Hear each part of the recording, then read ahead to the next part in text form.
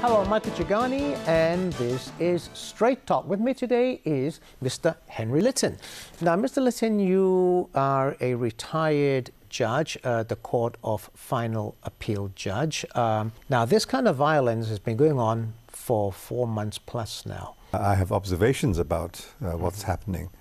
One thing which is, I think, striking is that these are not ordinary criminals, because an ordinary criminal who breaks into premises and destroy property run away from the police.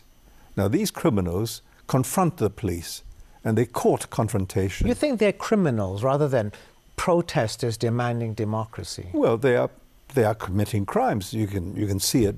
You know, I mean, is there the least doubt that crimes are being committed when iron bars are wielded and things are broken into and fire bombs and things are thrown at the police, I imagine. I mean, those are criminal acts. Mm-hmm. Now, do you believe in the rule of law? I do, yes. Well, then they're criminals. A great number of the so-called protesters are university students, True. You know, who have committed their career to education, to civilized learning. Now,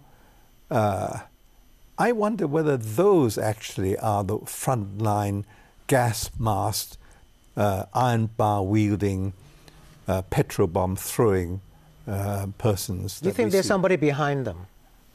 Well, I think that they are tag-alongs, followers, who are inspired, if you like, and motivated, if you like, by slogans like democracy, freedom, you know, universal suffrage, you know, we want to be free, and so on, and expressing some sort of frustration, I suppose. Could foreign forces instigate so much violence week after week after week? Well, I can only infer from primary facts. Yes. And from the primary facts, it would surprise me if at least those frontline, they call themselves warriors or whatever you like to call them, are not paid. Because how do they sustain this? I mean, if they have to, you know, make a living, you know, day to day and so on, how is it possible that they can sustain this degree of violence and so on?